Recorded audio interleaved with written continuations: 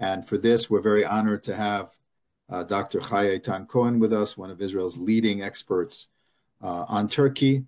Mark, the floor is yours to introduce our speaker and the topic today. Go ahead, Mark. Thank you, David, and hello, everybody. Welcome to Monday's briefing.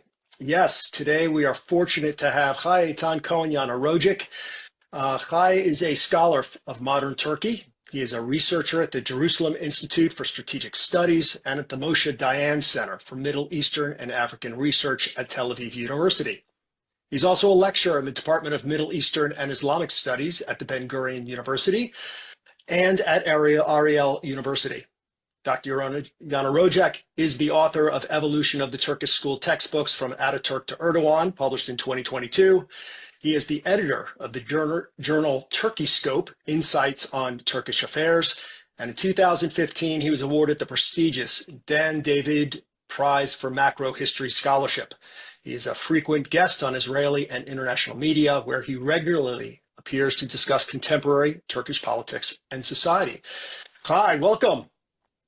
Thank you very much for having me. What an honor. This is a very distinguished platform, and year after year, I'm invited, so I'm flattered. Once again, thank you very much. Well, you have certainly been making the rounds lately. You were on Dan Senor's podcast, Call Me Back. You were on FDD's podcast with John Schanzer, and here you are in ELNET's Monday briefing to cap it all off. So again, this is it's great to have you with us today. You're not just a scholar of modern Turkey. Your family and you are from Turkey, correct? Indeed, yes, correct. What is your history there? Can you tell us a little bit about your family's experience and yours as well? Of course. I was born and raised in Turkey, born in a Jewish family from both sides. Actually, we are the descendants of those Jews who were expelled from Spain in 1492. We are considered as the Sephardic Jews. I do remember very well that my grandparents always spoke in Ladino. Of course, also my parents, and my Ladino a little sucks, but nobody, can hide anything from me. I can still have a very decent conversation in Ladino, but unfortunately, I cannot lecture on that language. And I was a very conscious Turkish Jewish youngster. Got the Jewish education at home. Also, I was very much affiliated with the community Jewish high school. And since my brother made Aliyah to Israel at a very young age, so I began to visit Israel frequently, and I fell in love with this country. And therefore, I decided to move here after concluding my BA studies in Turkey. In a nutshell, I studied political science and international relations. As a Jew in Turkey, we were well treated, but I understood my limitations, that I cannot become what I want to be in Turkey. So therefore, for me, I decided to realize my Zionist dream, and I came to Israel. Here I pursued MA and PhD degrees at Tel Aviv University. And the rest is history. You already mentioned what I did here, what I'm doing here in Israel. So thank you very much again. I hope that was not boring for you, but this is my story. Perhaps Israel needs to now use the U.S. Army's tagline, "Be all you can be." That was a great advertisement for your future. I want to frame the Israel-Turkey relationship over the last 20 years with a few key highlights. And then I'd like to get your characterization of this relationship. So in 2006, the Israeli Foreign Ministry described Israel's relationships with Turkey as perfect. 2010, we had the Mavi Mara flotilla incident. Everybody remembers the incident where a Turkish flotilla tried to purge the blockade. Reconciliation efforts followed that. And then in 2013, Turkey and Israel agreed to normalize ties. 2016, interestingly, Turkey was responsible for NATO granting Israel permission to open up their Brussels offices. That's because Turkey removed its veto over that. In 2023, September, Prime Minister Netanyahu met with President Erdogan on the sidelines of the UNGA and said that the relationships were strengthening. That was 1 month before October 7th. And then after October 7th, Erdogan said Hamas was a liberation group waging a battle to protect its land, and then canceled his trip to Israel. Now, I'm not an academic, so I would characterize this relationship as schizophrenic. I'm sure you have a more appropriate way to describe it, but how would you characterize this relationship? And is there a difference between this new version, this new nadir, compared to previous lows in the relationship? Okay, so in a nutshell, as the youngsters they really like to refer to the relationships with different, definitions. I would say it's complicated, right? This is a very complicated relationship. It's a fluctuating relationship, as you said. Once we are experiencing a honeymoon, then unfortunately we witness a very severe deterioration in the relations. But the common denominator of all these that we are seeing, the Turkish administration is determining the rhythm of the relations. So if we always see an improvement in the relations, it is because Ankara seeks for reconciliation. Whenever we see a severe deterioration, we are aware of the fact that Israel is not attaching the quality of the relations with Ankara to the Palestinian conflict. However, on contrary to Israel's stance, unfortunately, we are seeing the exact opposite. Ankara is always attaching the quality of the relations with the state of Israel, always to the Palestinian conflict. And unfortunately, this is the most important fragility. Okay, this is the, let me say, this is the real problem that we are facing in the relations. Because if the two countries would only concentrate in their bilateral relations, this could only, lead to further and further cooperation.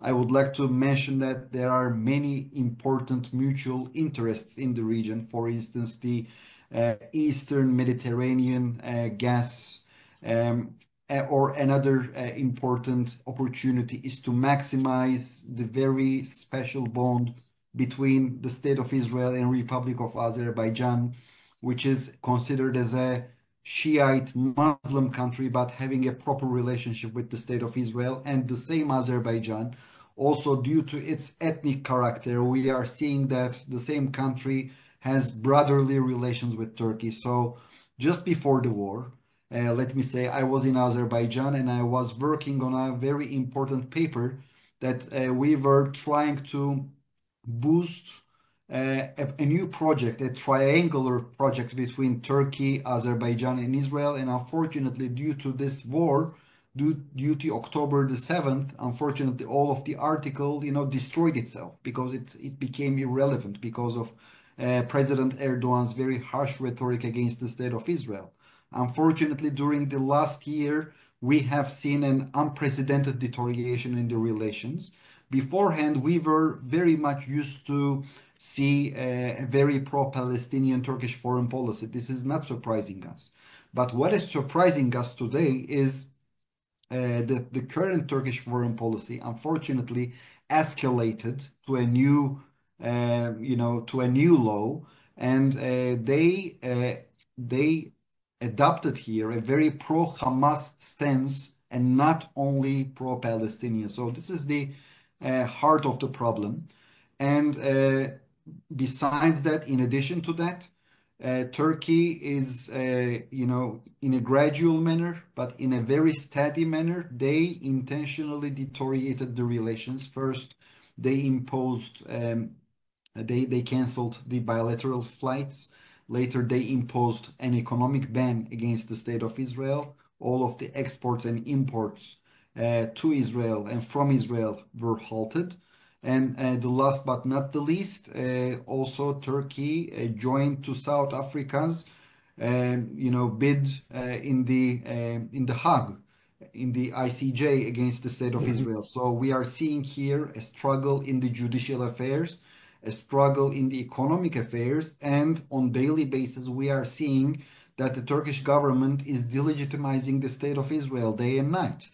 So besides that, and nowadays we are also witnessing that the same Turkey is also hosting Hamas, providing them an immunity.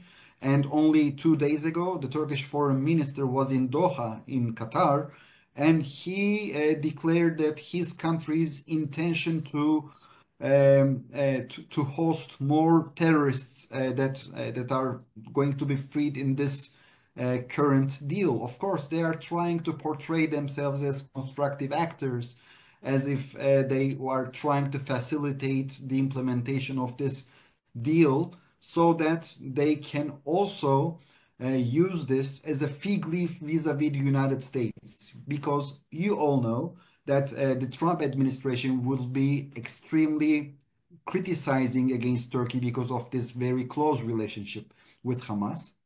But if Turkey will going to host all of these terrorists because of this current hostage deal, then Turkey would turn to Mr. Trump and would say, you know what?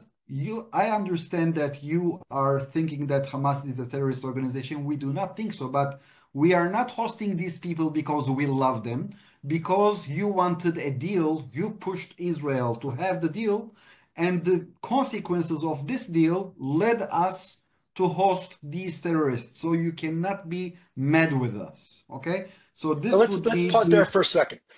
Yeah. Before we get too far down the path with Trump and some of the strategic issues, I want to back up for a second and understand Erdogan's thinking here. It's one thing to be pro-Palestinian. It's one thing to say, you know, I want Palestinians to have a better life. I believe they should have their own state. I'm supportive of Palestinian sovereignty. It's quite another to support an internationally recognized terrorist organization. And it doesn't stop just with Hamas, mind you. We'll get into that as well, supporting other terrorist organizations. What is his calculation? Why is he choosing to go down that path and not the more reputable path that so many of the other Sunni states are trying to pursue? Okay, that's a great question. The answer for it, maybe it would not be considered as a rational decision in the eyes of a Westerner or an American or an Israeli or a European, but it makes perfect sense in the eyes of a Turk or for a Middle Eastern Arab or Persian, etc. The thing is, unfortunately, Mr. Erdogan is looking to this current conflict with an angle of the Muslim Brotherhood ideology.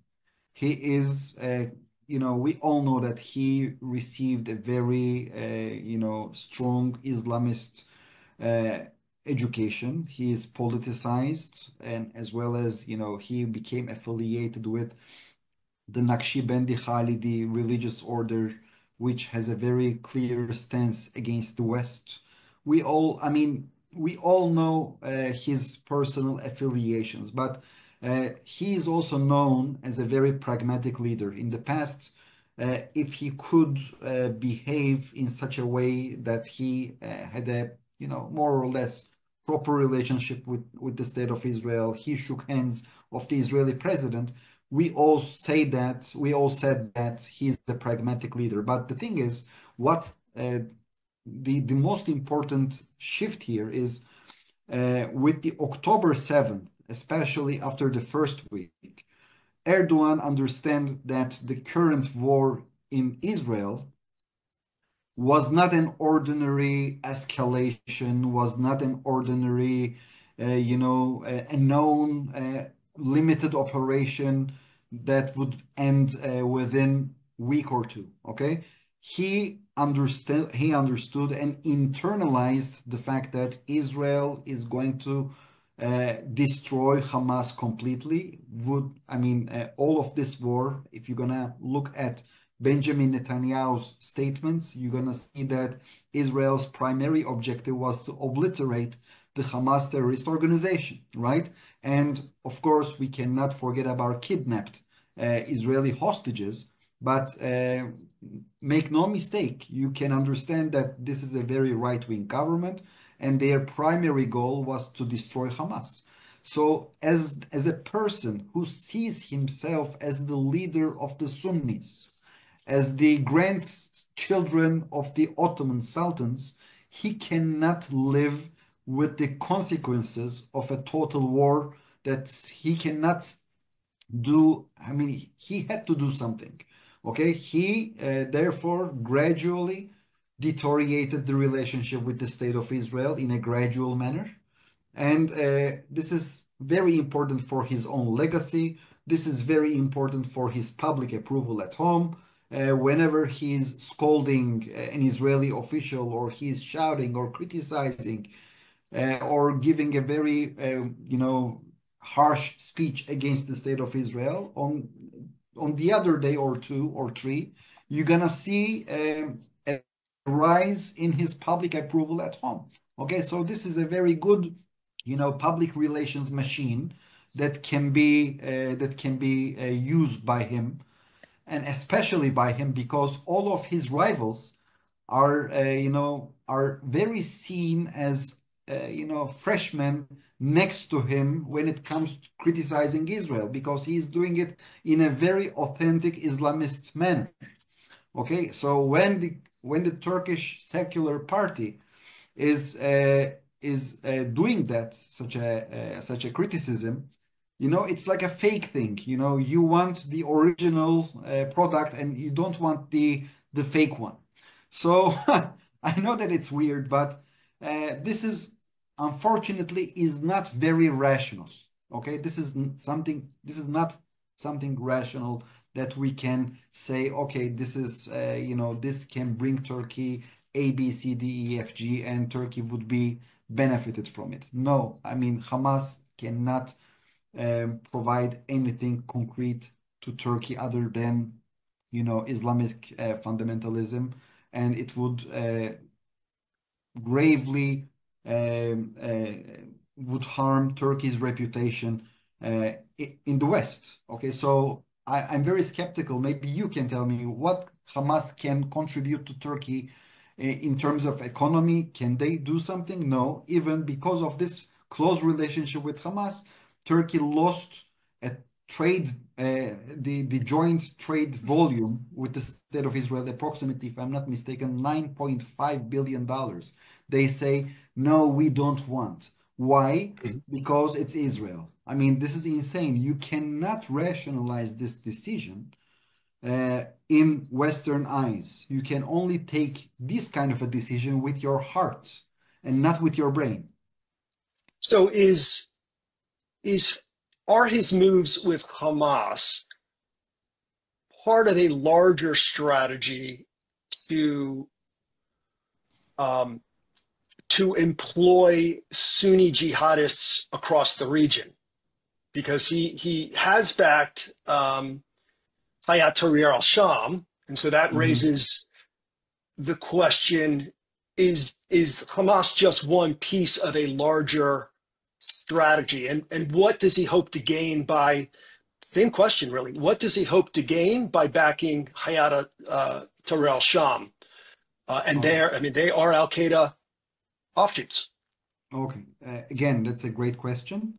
And here I would have to refer to Turkey's Sunni identity. Okay, we all know that Mr. Erdogan is also adopting a policy, a worldview called neo-Ottomanism, which means that he is trying to revive the influence of the Ottoman Empire in the same hinterland that once upon a time the Ottoman Empire ruled. Okay, it means that in Caucasia, Middle East, North Africa, and Balkans. Okay, and of course in the Eastern Mediterranean. So the most important component of this empire was not the Turkish ethnicity, but was the Islam religion. Okay, so in this regard, he sees Islam as an important source to multiply his influence, his political influence, when he's taking Islam and he's going into the field, he sees that many people, even if they are not Turks, okay, let's say Arabs, like in Syria, they would follow him if they would be supported by Turkey. Okay, so when we are looking at the Middle East, we cannot divorce from the Middle Eastern history. Turks, they conquered this land and they lived, all of the people in the region lived under the Ottoman flag for 402 years. 402 years of domination. Okay, so now when he is looking at the Russian presence or the Iranian presence or an Alawite government in Syria, he sees these entities as artificial, temporary entities that should be eradicated from the region. Okay, therefore, with the Arab Spring, he came to the conclusion that this is a golden opportunity to Sunnify, if I may, if there is such a verb in English, to make Middle East Sunni again. Okay, we all know that 75% of Syria is composed of the Sunnis. Okay, and we had there a minority government. So when we had this Arab Spring, Mr. Erdogan has turned into a knight of the democracy and asked Assad to have elections. Why he asked Assad to have elections? Because he wanted to get rid of Assad in the ballot box. Okay, since he saw that Assad is not going anywhere, so he began to provide ammunition and logistics to these Sunni terrorists, right? Sunni extremists, so that they could get rid of Assad. Okay, so in this regard, he did not pay any attention whether these are Jabhat al-Nusra people, whether they are Hayat Tahrir al-Sham people, or Al-Qaeda, or Daesh. He is looking at the bottom line. And the bottom line is to overthrow this government.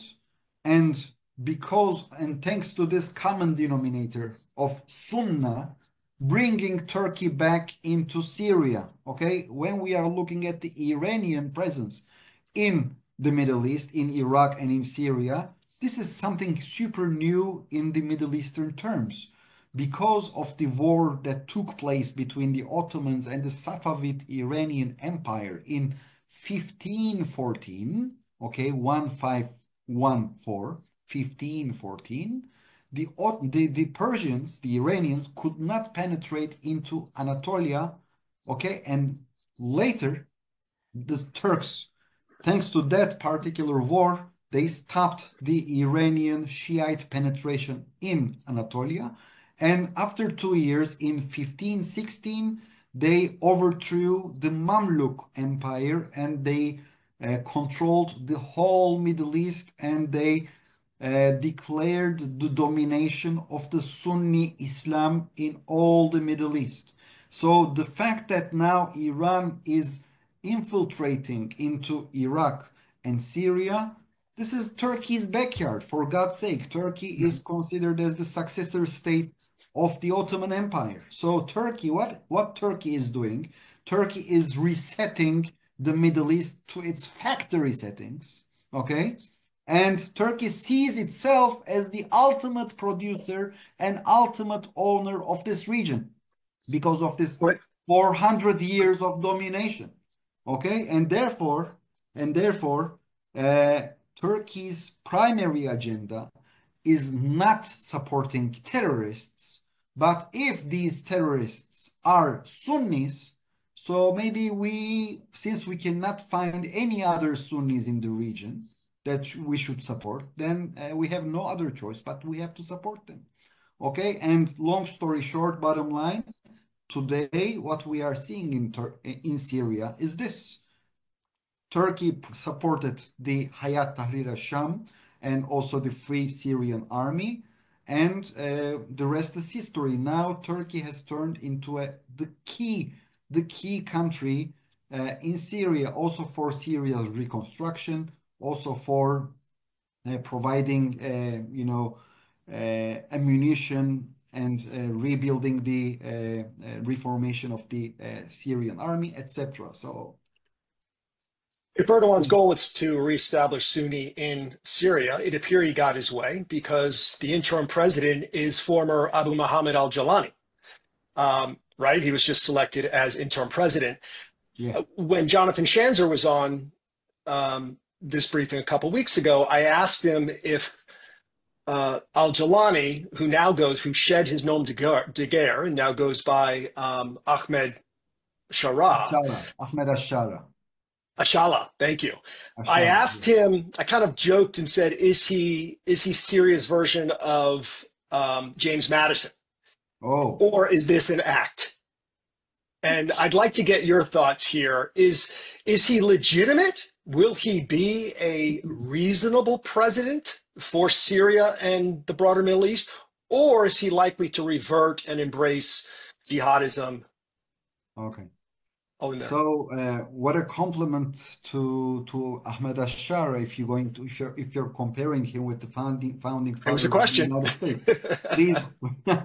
Okay. So look, this guy, as far as I understand, is a very pragmatic guy, and he understands that acting like the leader of HTS, of Hayat Tahrir al-Sham, is something else. And since he won the war, maybe by accident, but he won the war because thanks to the war in Ukraine, and thanks to the war in Lebanon, so Russia and Hezbollah, they weakened significantly. So they took the opportunity, and it was a miracle, like a Hanukkah miracle. Okay, so they just won the war.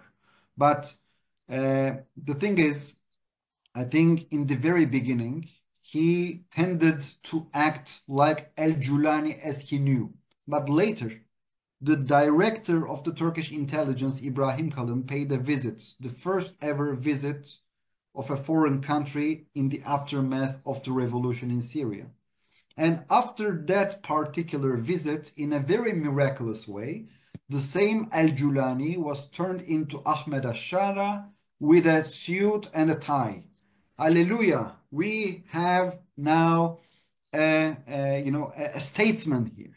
Okay, the good guy, the jihadist went, disappeared, faded away, evaporated, what you would like to, name, okay? And instead now we have, a brand new statesman in Syria that is willing to work with the Europeans, erecting Christmas trees at the heart of Damascus, of course, with the riflemen to guard the tree, right? We also saw the German foreign minister paid a visit to Damascus. Okay, he did not shake hands with the German foreign minister because she's a female foreign minister. Long story short, I think the most important decision that was taken here to legitimize Mr. al-Julani was taken by the American administration, that they removed the price upon his head just a day or 2 days before Turkey's foreign minister paid a visit, again a very historic visit to Damascus. There he was greeted by Julani or by Ahmed Ashara like a real statesman, like we have the flags in the background, we are shaking hands, like, I mean, if they would like to, if they would like to persuade the Europeans, maybe the Europeans want to be persuaded to get rid of their own Syrian immigrants. But I'm have question marks. I am very skeptical that the same migrants, the same immigrants, refugees, would be ready to go back from Berlin, from Paris, from Brussels, back to Damascus. I don't think that they will go. If I was a Syrian refugee, I would do everything possible to remain in the European continent. For God's sake, why should I go back to Syria only because of this clown Julani, right? So I think El Julani is the same El Julani, but his masters. Okay, I'm tagging Mr. Julani as the new governor of the Ottoman province of Syria. I am not convinced that he is a leader of an independent country. Okay, this so-called independent country has no army. The all of the conventional army of this new Syria was obliterated thanks to the good work of the Israeli Defense Forces. Within 3 days, all of the army was eradicated. Okay, so they deeply need Turkey's assistance to have once again a proper conventional army. And only recently, 3 days ago, a delegation from the Turkish Defense Ministry, they paid a visit there in Damascus, and they signed agreements that they are going to provide them necessary assistance, training, etc., etc. I'm not going to be very much surprised if they are going to inaugurate in the very near future new army bases as well. According to the Turkish press, there are some rumors, very credible rumors that Turkey will going to inaugurate 2 different army bases there. Turkey is also going to launch a very important infrastructure projects. Nowadays, they are making the plans of paving new railways from Istanbul to the city of Damascus, which is the revival of the Hejaz railway of the Ottoman times. They are going to pave new highways, and they are going to provide a new infrastructure for the mobile phones. They are going to provide new radars, antennas for the airports. They are going to repair the Aleppo and the Damascus airports. They are also saying that they are going to sign a maritime delimitation agreement with the new Syrian government. Of course, this will come at the expense of the legitimate rights of Republic of Cyprus. Republic of Cyprus. Yeah, sorry. I want to pause you there for a second. Apologies. Well, we sort of departed some of the risks that you were raising. I want to make sure that we touch on sort of the downstream effects of what's taking place in Syria to the consequences to both Israel and Jordan. So on both Jordan and Israel's northern border, we have HTS. You mentioned it was former Jabhat al-Nusra or Nusra Front. Either case, they're affiliates of al-Qaeda. We have other al-Qaeda linked groups that are there. We have disenfranchised insurgency groups that are in southern part of Syria. You mentioned that now this Syria is going to be, in essence, a governorship for Erdogan. Erdogan in July said the following, and I think this is the first part just sets up my question here. He said, we must be very strong so that Israel can't do these ridiculous things to Palestine, just like we entered Karabakh. Just like we entered Libya, we might do similarly to them. I'd like to get your thoughts on what that means and what do you think the consequences having these radical groups on Jordan's and Israel's northern borders means to Israel and Jordan? Okay, again, a very good question. Unfortunately, we cannot say that, we cannot just laugh and pretend nothing was said here. At the end, the person who made this statement is Turkey's president, and he enjoys full jurisdictional powers. He is not a symbolic person. He has political responsibilities. And he said that this sentence in a political party event, in his party event in northern Turkey. And as you mentioned, he said, as the way we acted in Nagorno-Karabakh and in Libya, we also may act against the state of Israel. So let's analyze what the Turks did in Nagorno-Karabakh and Libya.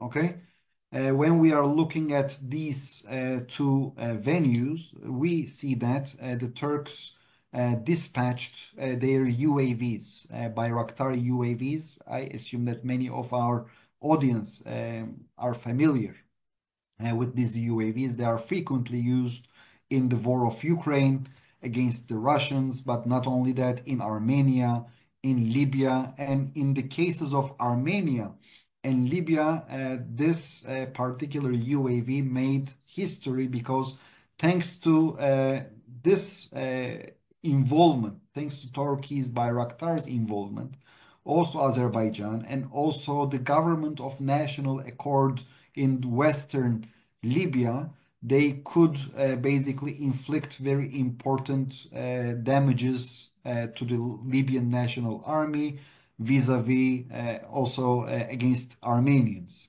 Long story short, of course, in case of Azerbaijan, Israel also supported Azerbaijan, and in the Azerbaijani victory also we know that there is a very big share of the Israeli weaponry. But not only that, also we have to say that the Turkish weaponry, especially the Bayraktar UAVs, made a very important difference. And besides that, when it comes to Libya, Turkey sent to Libya its ghost ships. I strongly suggest you, after this briefing, go onto Google. On Google, please write BBC Africa, Turkey ghost ships. It's a 40 minutes documentary. Please watch it and you're gonna understand what I mean by that. Turkey dispatched many different ships, ghost ships, that they turned off their radars in the vicinity of Libya. In the beginning, they are, of course, declaring some other destinations like Tunisia. But when they reach to Libya, they are turning off their radar and they are going to the ports of Tripoli or to Misrata, and then they embarked and they provided the heavy weaponry, including armored vehicles, including like anti-air missile systems, etc., to the belligerent forces. Okay, so what we can understand from here, what kind of a conclusion we can draw from these two different examples. Turkey may not engage in a direct war with the state of Israel, but may provide necessary ammunition or necessary, equipment so that the other belligerents may engage a war against the state of Israel. And Gaza Strip is isolated, so this is very much unlikely that may happen in Gaza. But unfortunately, we cannot say such a thing when it comes to Lebanon or Syria. Okay, that's why this is a huge headache for the state of Israel. Israel is not looking for another confrontation, of course, not with Turkey. Israel has no problems with Turkey. We have proper relations with this strong country since 1949, and we cherish this important relations because we never declared hostilities against each other. And Israel needs more enemies. Israel needs more friends, but not more enemies. Okay, again, I'm saying once again, Israel needs more friends, but not more enemies. So we should do everything possible to not to turn this country into a hostile state like Iran, but we are not naive. Israel is not a naive country. Therefore, Israel should be alert and it has to open her eyes, and it has to protect its ultimate interests. Nobody is looking for a friction with Turkey, but unfortunately, the current situation in Syria is very fragile. Before we had no common ground to engage in a friction with the Turks. The only area was the Eastern Mediterranean. It was the sea. But now we are seeing the Turkish influence inland on Israel's border with Syria. So this is very complicated. Let us all hope that this was only a propaganda rhetoric to receive more public approval at home and not anything, not further than that. But again, since we are talking about a country's president with all jurisdictional rights, and unfortunately, we cannot say that no, nothing was said and everything will be fine. Unfortunately, we cannot say such a thing. We are not naive, and we are living in the Middle East. And if you will not be alert, if you are not going to be aware of the things of your surroundings, so you would pay a very hard price. We all saw what happened in October the 7th. So I'm going to get back to that with one of our donors' questions. But first, I'm going to offer an ELNET commercial. And today, like the previous weeks, I'm going to recommend everybody join us at the ELNET International Policy Conference. It is May 18th through 20th in Paris. This is an intimate conference, unlike any other. You will have the opportunity to interact and build connections with world leaders and VIPs. You will engage with Arab leaders and civilians in furtherance of the Abraham Accords, an effort ELNET has been pursuing with European countries for many years. And you will assemble with others in a sign of solidarity and strength with those who believe in a strong Europe-Israel relationship. The early bird pricing has been extended to February 17th. So I hope you will take advantage of that opportunity. Go to our website, become a Diplomacy Club member, and join us in Paris on May 18th for the ELNET International Policy Conference. All right, so back to a question from Pamela Rose here in South Florida. And it does extend a little bit the discussion we were just having about his ambitions and sort of his effects on Israel's sovereignty, because he made, and his son made, two other statements that are quite disconcerting. So to a large group of his supporters, he responded when they were chanting, "Mr. President, take us to Jerusalem." He said, "Patience brings victory." And then that was in November. In December, just a month later, his son led a huge rally where they were chanting, yesterday, Hagia Sophia, today, Umayyad Mosque, tomorrow, Al-Aqsa. So we have to then question, there's been a consistent drumbeat of perhaps very provocative propaganda here, alluding to the fact that he may have aims on destabilizing Israel to some extent, and does this also back to Jordan. What is his broader strategy? Does he actually expect to create create destabilization beyond Syria and Turkey? Okay, again, very good, very professional question. Thank you very much. Look, this particular statement that he said, take us to Jerusalem, and patience brings victory, and what his son did. These are all intentional, very calculated decisions that were taken. His son also organized the same kind of a demonstration also a year before. Also January 1st, 2023, and apologies, 24, and also this year, January 1st, 2025. So when we are looking at the so-called slogan, yesterday Hagia Sophia, today Umayyad, and tomorrow Al-Aqsa. Again, we are seeing a very neo-Ottoman slogan, right? Because what happened with Hagia Sophia? Hagia Sophia, when the Turks conquered Constantinople 1453, they turned this church into a mosque. Only after Mustafa Kemal Atatürk, who was the founder of the Republic, has turned the site into a museum, and he revealed the Greek Orthodox icons on the walls, right? So now I'm going to make an archaeological excavation for that particular slogan. Hagia Sophia is against the Greeks. And, in a previous question, we also spoke about the Nagorno-Karabakh, that was the Armenians. And Al-Aqsa Mosque is under the Israeli sovereignty, the Jews.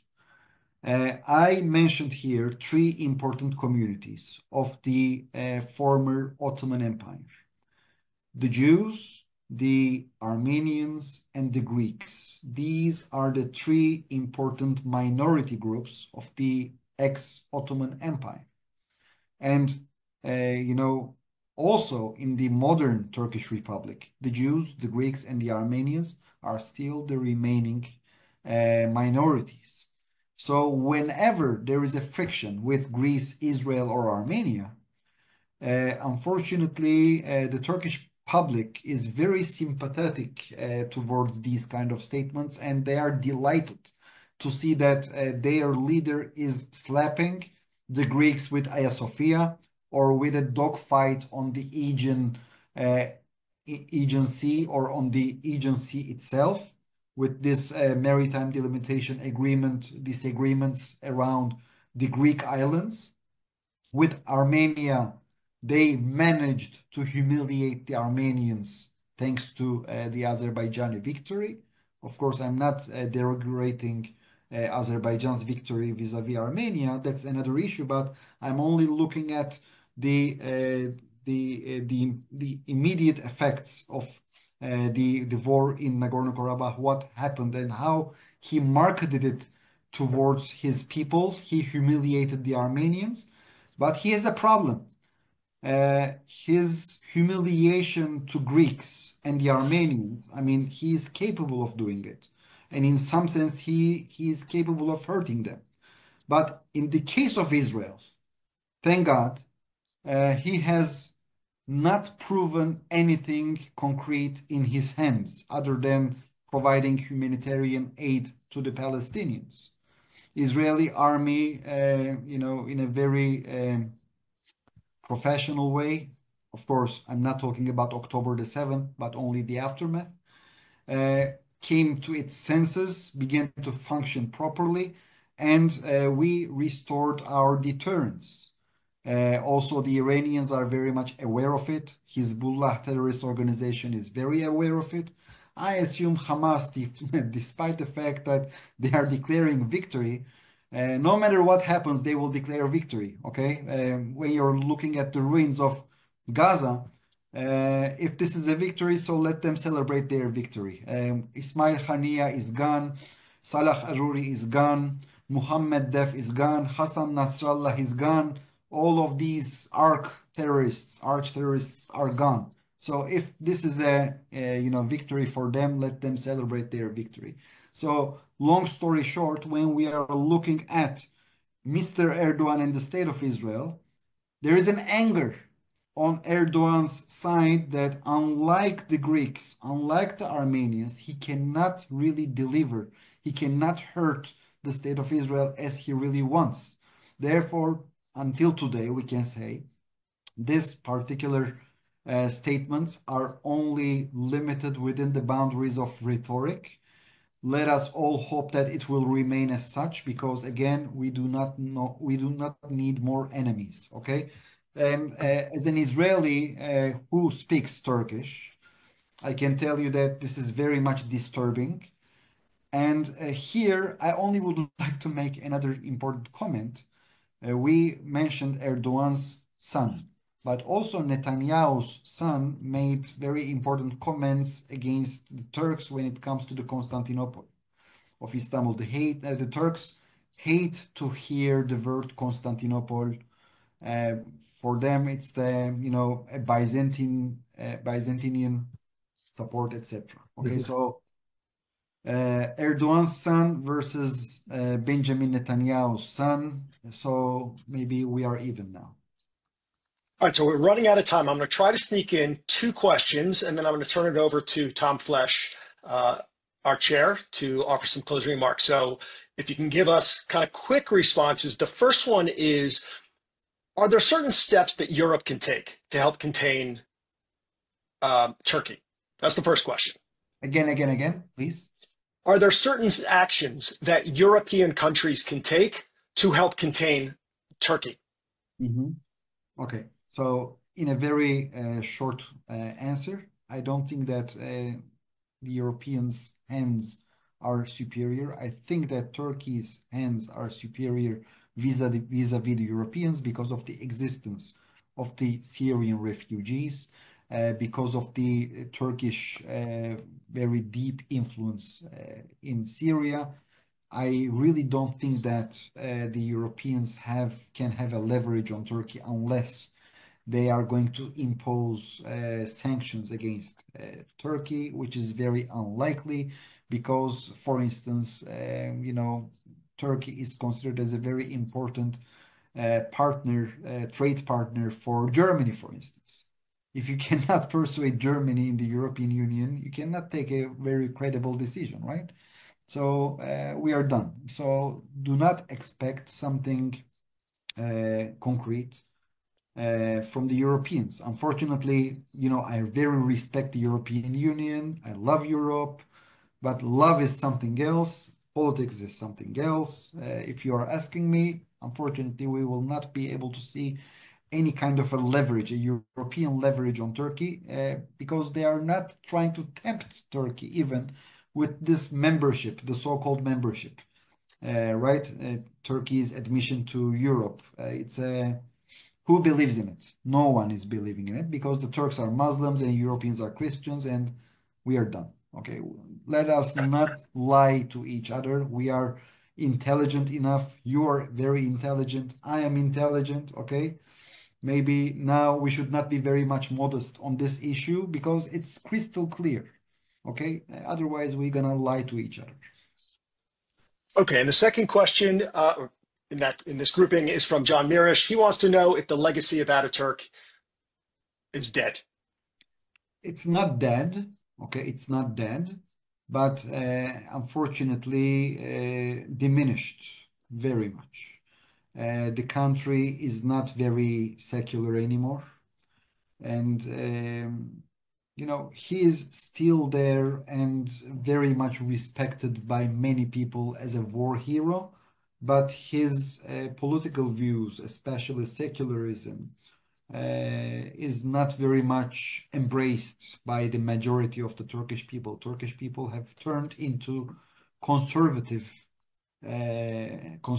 constituency and right-wing constituency who are very much identifying themselves with the Ottoman past. So, when you read the Ottoman history, it's much more glorious, much bigger, and maybe you cannot blame many people, but this is very unfortunate because Mustafa Kemal Atatürk was a unique leader who took Turkey from its ashes like a phoenix.